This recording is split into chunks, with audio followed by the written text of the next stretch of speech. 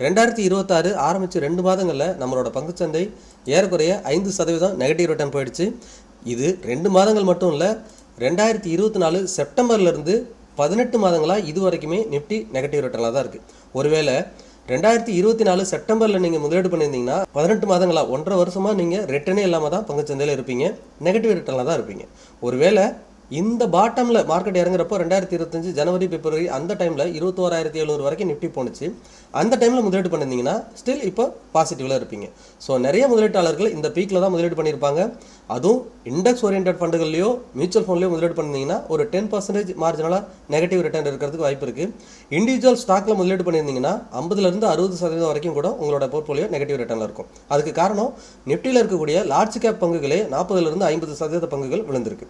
ஐடியில் இருக்கக்கூடிய மிகப்பெரிய லார்ஜ் கேப் பங்குகளே 40% 50% வரைக்கும் விழுந்திருக்கு. 2016-17களில் ஒரு வருடத்துக்கே மியூச்சுவல் ஃபண்டில் எஸ்ஐபி மூலிமா வரக்கூடிய அமௌண்ட் எவ்வளோன்னு பார்த்தீங்கன்னா 40,000 கோடி இருந்துச்சு.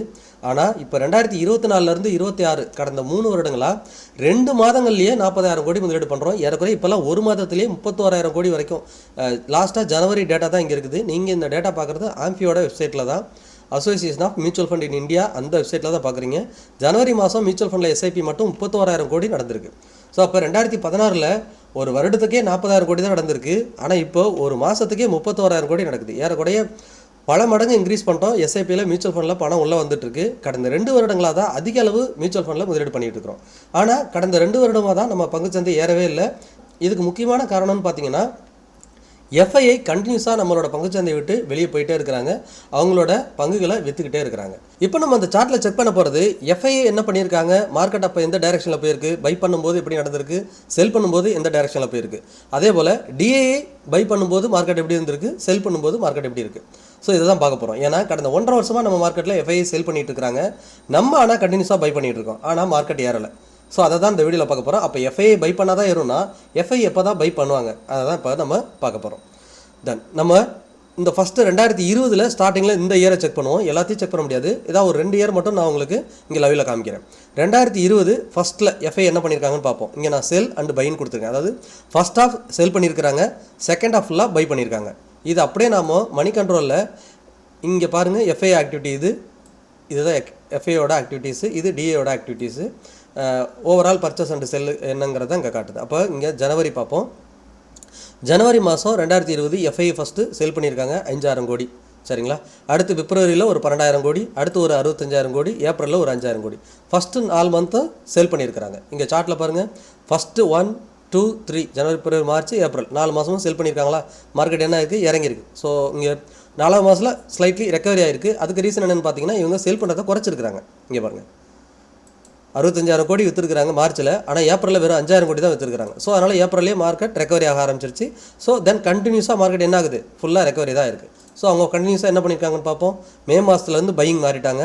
செப்டம்பர் மட்டும் இடையில ஒரு 11,000 கோடி விற்றுருக்காங்க. அப்போ செப்டம்பர் செக் பண்ணுவோமா.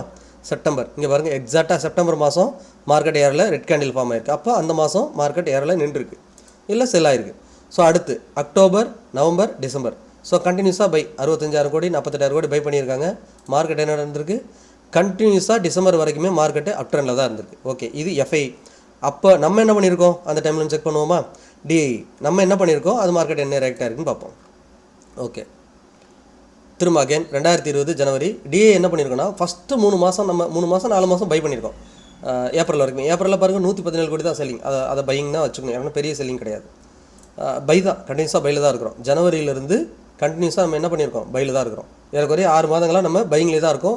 ஜூலையில் 7வது மாதம் தான் செல் பண்ண ஆரம்பிக்கிறோம். ஓகே, அப்போ இங்கே மார்க்கெட் என்ன நடக்குது, இங்கே எல்லாம் பையிங்கில் தான் இருந்தோம். மார்க்கெட் இறங்கிட்டு தான் இருந்துச்சு. எப்போ செல் பண்ண ஆரம்பிக்கிறோம், ஜூலை மாதம் இங்கே செல் பண்ண ஆரம்பிக்கிறோம். ஓகே, எத்தனை மாதம் செல் பண்ணுறோம், கண்டினியூஸாக ஜூலையிலேருந்து செப்டம்பர், அக்டோபர், நவம்பர், டிசம்பர், ஜனவரி, பிப்ரவரி. 2021 பிப்ரவரி வரைக்குமே நம்ம கண்டினியூஸாக என்ன பண்ணிகிட்ருக்கோம், செல் தான் பண்ணிகிட்ருக்கோம். ஸோ ஃபஸ்ட்டு ஒரு 5-6 மந்த்து பை பண்ணதோடு சரி. அதுக்கப்புறம் டிஏ என்ன பண்ணுறோம், கண்டினியூஸாக செல் பண்ணிட்டு தான் இருந்திருக்கோம். ஸோ அதுதான் இங்கே நான் போட்டிருக்கேன் பாருங்கள், கண்டினியூஸாக செல். ஃபஸ்ட் ஹாப்பில் ஒரு 4 மாதம் 5 மாதம் நம்ம பை பண்ணதோடு சரி. நம்ம பை பண்ணுறப்ப மார்க்கெட் என்ன நடந்திருக்கு, இறங்கியிருக்கு. ரைட்டு, நம்ம செல் பண்ண ஆரம்பிச்சிருக்கோம். மார்க்கெட் என்ன நடந்திருக்கு, கண்டினியூஸாக ஏற ஆரம்பிச்சிருக்கு. நம்ம விற்க எஃப்ஐ வாங்கியிருக்கிறாங்க. மார்க்கெட் கண்டினியூஸாக ஏறிட்டே இருக்குது பிப்ரவரி மாதம் வரைக்குமே, சரிங்களா. இது ஒன் ஆஃப் த இயர், இந்த ஒரு இயர். இடையில நீங்கள் செக் பண்ணி பாருங்கள், நான் கொடுத்துட்டேன். வேணால் சும்மா நான் இங்கே மட்டும் சொல்கிறேன். அடுத்த இயர் என்ன பண்ணியிருக்காங்கன்னா எஃப்ஐ வந்துட்டு கண்டினியூஸாக பையிலே இருந்திருக்காங்க. இயர் 2ல் செல் பண்ணியிருக்காங்க 2021. ஆனால் அப்போ நம்ம என்ன பண்ணியிருக்கோம், கண்டினியூஸாக செல் தான் பண்ணிட்டு இருந்திருக்கோம். மார்க்கெட் ஏற ஏற கண்டினியூஸாக செல் பண்ணியிருக்கோம். மார்க்கெட் விழறப்போ போய்ட்டு நம்ம பை பண்ணியிருக்கோம். எப்போ 2021 எண்டில் எஃப்ஐ செல் பண்ணுறாங்க, அதை போய் நம்ம வாங்கியிருக்கோம். சரிங்களா? இதுக்கு நேர் ஆப்போசிட் தான் நம்ம பண்ணிகிட்டு இருப்போம். அப்போ அடுத்து 2022 பார்ப்போமா, 22ல் கண்டினியூஸாக எஃப்ஐ கண்டினியூஸாக செல் பண்ணிட்டு தான் இருக்கிறாங்க. இங்கே பாருங்கள், ஃபுல்லாக மார்க்கெட் டவுன் ஆகிட்டு தான் இருக்குது.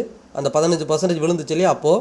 ஆனால் நம்ம என்ன பண்ணுறோம், கண்டினியூஸாக பையில் தான் இருக்கிறோம். நம்ம கண்டினியூஸாக பை தான். அதுக்கப்புறம் எஃப்ஐ நம்ம டிஏ வந்துட்டு இது வரைக்கும் செல்லே கிடையாதுங்க. கடந்த 6 வருஷமாக கண்டினியூஸாக மியூச்சுவல் ஃபண்டில் பை பண்ணிட்டு தான் இருக்கோம். ஸோ அதுக்கு எக்ஸாம்பிள் இங்கே காட்டுற பாருங்க.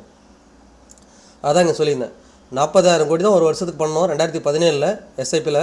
ஆனால் இப்போ ஒரு மாதத்துக்கே 30,000 கோடி பண்ண ஆரம்பிச்சிட்டோம். ஓவரால் இயர் பார்த்தீங்கன்னா போன வருடங்கள் 2024-25 ஃபினான்ஷியல் இயரில் 2,89,000 கோடி, ஏறக்குறைய 3 லட்சம் கோடி வரைக்கும் இன்வெஸ்ட் பண்ண ஆரம்பிச்சிட்டோம்.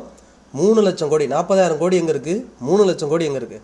ஸோ அந்தளவுக்கு மியூச்சுவல் ஃபண்டில் நம்ம இன்வெஸ்ட் பண்ணிட்டு இருக்கிறோம். இப்போ அதிகமாக தான் இன்வெஸ்ட் பண்ணுறோம். ஸோ நம்ம கண்டினியூஸாக இன்னும் பை பண்ண ஆரம்பிச்சிட்டோம். ஆனால் எஃப்ஐ என்ன பண்ணுறாங்க பாருங்கள், இங்கே அவங்க பை பண்ணுறாங்க, மார்க்கெட் ஏறுது, திரும்ப செல் பண்ணுறாங்க. இயர் 2ல் 2023 திரும்ப மார்க்கெட் இறங்குது. அவங்க செல் பண்ண ஆரம்பித்தா மார்க்கெட் இறங்குது. திரும்ப இந்த வருஷம் பாருங்கள், அவங்க ஃபஸ்ட் ஹாஃப் செல் பண்ணியிருக்காங்க, மார்க்கெட் இறங்கியிருக்கு. செகண்ட் ஹாஃப் பை, மார்க்கெட் 4 மாதம் ஏறி இருக்குது. திரும்ப செல் பண்ணியிருக்காங்க, 3 மாதம் இறங்கியிருக்கு. திரும்பவும் பை பண்ணியிருக்காங்க, லாஸ்ட் 2 மந்த் மார்க்கெட் ஏறிடுச்சு. சரிங்களா? ஸோ இப்போ இங்கே வந்து 2024 தான் நம்ம மார்க்கெட் பர்ஃபார்மன்ஸே பண்ணலை. ஸோ அங்கே வந்துடுவோம் ஸ்ட்ரெயிட்டாகவே. இப்போ 2024 ஃபஸ்ட் ஹாஃப் மார்க்கெட் ஃபுல்லாக ஏறிச்சு. அவங்க செல் பண்ணியிருக்காங்கன்னு நான் போட்டிருக்கேன். ஃபஸ்ட்டில் ஒரு 4 மாதம் செல்லிங்னு போட்டிருக்கேன். ஆனால் இங்கே மார்க்கெட் கண்டினியூஸாக ஏறிருக்கு. இங்கே பாருங்கள், ஜனவரி மாதம் 21,700 தான் மார்க்கெட் இருந்திருக்கு 2024.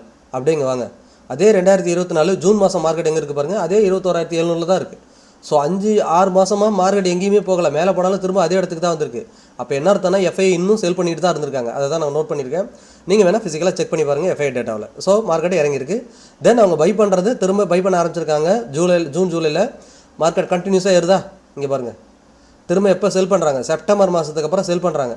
Market continues down. இதை தான் நம்ம பெரிய ஃபால் பார்த்துருந்தோம்.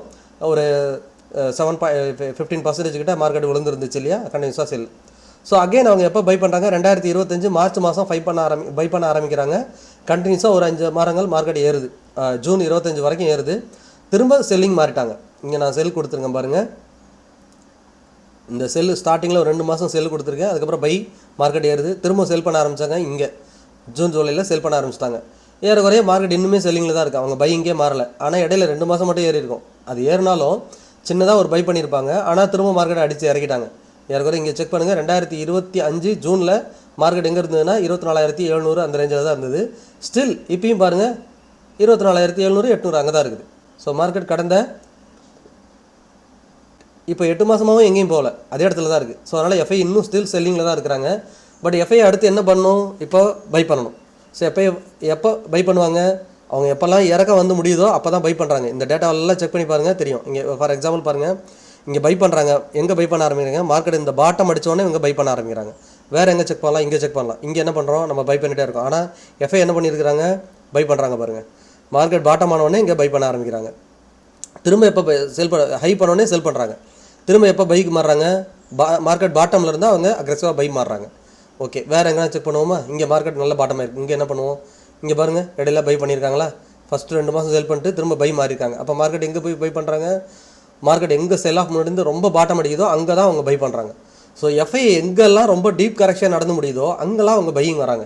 இப்போ மார்க்கெட் என்ன நடந்திருக்கு, நமக்கு ஒரு 3 மாதமாக டிசம்பர், ஜனவரி, பிப்ரவரி 3 மாதமாக மார்க்கெட் நல்லா ஃபால் ஆகிருக்கு. எங்கேருந்து 26,300 24,000 ஏறக்குறைய 600 வந்துருச்சு. சரிங்களா, ஒரு 2000 புள்ளிகள் கரெக்ஷன் நடந்துருச்சு.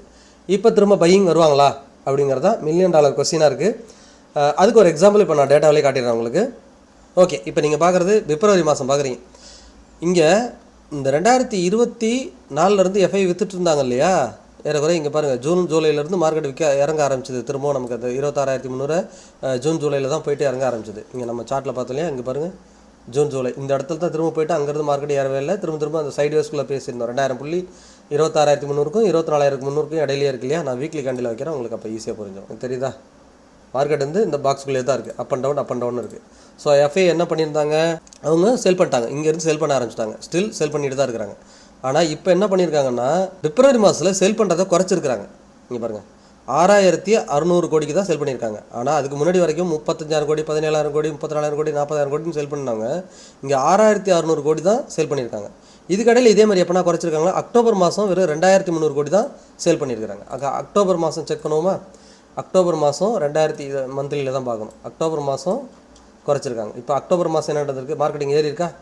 24,600 ஏறக்குறைய 26,100 200 போயிடுச்சா? ஸோ மார்க்கெட் அக்டோபர் மாதம் அக்ரெசிவாக ஏறி இருக்குது. அப்போ அக்டோபர் மாதம் அவங்க சேல் பண்ணுறதை குறைச்சிருக்கிறாங்க. ஸோ அகைன் இப்போ பிப்ரவரியில் 6,600 கோடி, இங்கே 2,000 கோடி தான், ஆனால் இங்கே கொஞ்சம் 3 மடங்கு 6,000 கோடி சேல் பண்ணியிருக்காங்க. அப்போ மார்க்கெட் என்ன நடந்திருக்கு? பிப்ரவரி மாதத்தில் ஒரு டோஜி ஃபார்ம் ஆயிருக்கு. அப்போ பிப்ரவரி மாதத்தில் ஒரு டோஜி ஃபார்ம் ஆயிருக்கு. ஏன் மார்க்கெட் எங்கேயுமே மூவ் ஆகலை அப்படின்னா இதான் காரணம். அவங்க செல் பண்ணுறதை நிறுத்திட்டாங்க. அதிகமாக செல் பண்ணியிருந்தால் என்ன இருக்கும்? மார்க்கெட்டு இந்த மாதமும் நல்லா செல்லிங் ஆகி கீழே தான் முடிஞ்சிருக்கணும். ஆனால் அவங்க செல் பண்ணுறதை நிறுத்திருக்கிறதுனால தான் மார்க்கெட் திரும்ப நியூட்ரலாக முடிஞ்சிருக்கு. நம்மளும் பை பண்ணிட்டு தான் இருக்கோம். கண்டினியூஸாக நம்மளும் அக்ரெசிவாக பை பண்ணிகிட்டு இருக்கிறோம். இங்கே பாருங்கள், இங்கே எங்கேயுமே நீங்கள் ரெட்டே பார்க்க முடியாது. டிஏ வந்துட்டு கண்டினியூஸாக ரெட்டே பார்க்க முடியாது. 2024 23 இடையில சின்ன சின்ன ரெட்டு வரலாம். பட் 22 21 இங்கே பாருங்கள், 2020 ஸ்டார்டிங்கில் செல் பண்ணதோடு சரி டிஏ, அதுக்கப்புறம் செல் பண்ணவே இல்லை. அதை தான் நாங்கள் மார்க் பண்ணியிருக்கேன். இங்கே பாருங்கள், 2020 ஸ்டார்டிங்கில் செல் பண்ணதோடு சரி அவங்க, அதுக்கப்புறம் அவங்க ஃபுல் அண்ட் ஃபுல் பையில் தான் இருக்கிறோம். ஆனால் எஃப்ஐஐ என்ன பண்ணுறாங்களோ அந்த டைரெக்ஷனில் தான் நிஃப்டி போயிட்டுருக்கு. ஸோ இப்போ 3 மாதமாக எஃப்ஐஐ செல் பண்ணியிருக்காங்க, மார்க்கெட் இறங்கியிருக்கு. ஸோ இந்த மாதம் செல் பண்ணுறதை குறைச்சிருக்கிறாங்க பிப்ரவரியில். இப்போ மார்ச் மந்த்து மார்க்கெட் பாட்டமில் இருக்குது, 3 மாதமாக இறங்கியிருக்கு, 2000 புள்ளிகள் ஃபாலில் இருக்குது. இங்கேயே பை பண்ணுறாங்களா? தென் ஒரு வேளை 21,000 கொண்டு போயிட்டு திரும்பவும் அந்த 21,700 கொண்டு போயிட்டு இந்த லோ இங்கே வந்தோடனே பை பண்ணுறாங்களா அப்படிங்கிறத இப்போ $1,000,000 கொஸ்டின். அதை வெயிட் பண்ணி தான் பார்க்கணும். பட் இங்கே ஃபைனலாக நம்ம பார்க்குறது என்னென்னா எஃப்ஐஐ பையிங்க்கு மாறினா தான் மார்க்கெட் மூவ் ஆகும். ஸோ பையிங் போன மாதம் குறைச்சிருக்கிறாங்க. இந்த மாதம் எஃப்ஐஐ டேட்டா எவ்ரிடே நம்ம ஃபாலோ பண்ணுவோம் இதுக்கப்புறம் வீடியோவில். ஸோ அவங்களோட டேட்டா வச்சு தான் மார்க்கெட் இதுக்கப்புறம் மூவ் ஆக போகுதுங்கிறது நமக்கு தெரியுது. நான் AMFI register mutual fund distributor, அதாவது association of mutual fund in இந்தியாவில் பதிவு பெற்ற மியூச்சுவல் ஃபண்ட் டிஸ்ட்ரிபியூட்டர் மற்றும் ஐஆர்டிஏயோட சர்டிஃபைடு இன்சூரன்ஸ் அட்வைசர். பங்குச்சந்தையில் மியூச்சுவல் ஃபண்ட் மூலியமாக முதலீடு செய்து உங்களோட ஃபினான்ஷியல் கோல்ஸை ஈஸியாக அச்சீவ் பண்ணணும்னு நினைக்கிறீங்கன்னா நீங்கள் செய்ய வேண்டியது டிஸ்பிளேல தெரிகிற வாட்ஸ்அப் நம்பருக்கோ அல்லது மெயில் ஐடிக்கோ தொடர்பு கொண்டு பயன்பெறலாம். பங்குச்சந்தை தொடர்பான டெய்லி அப்டேட்டுக்கு டெலிகிராம் சேனல் லிங்க் கொடுக்குற, சர்ச் பண்ணி மறக்காமல் ஜாயின் பண்ணுங்கள். நம்ம சேனலுக்கு புதுசாக இருந்தீங்கன்னா நம்ம சேனலை சப்ஸ்கிரைப் பண்ணுங்கள், லைக் பண்ணுங்கள், உங்களோட ஃப்ரெண்ட்ஸ் அண்ட் ஃபேமிலிக்கு மறக்காமல் ஷேர் பண்ணி அவங்களையும் பார்க்க சொல்லுங்கள். மீண்டும் ஒரு நல்ல வீடியோவில் சந்திக்கிறேன். உங்கள் கோவிந்த்.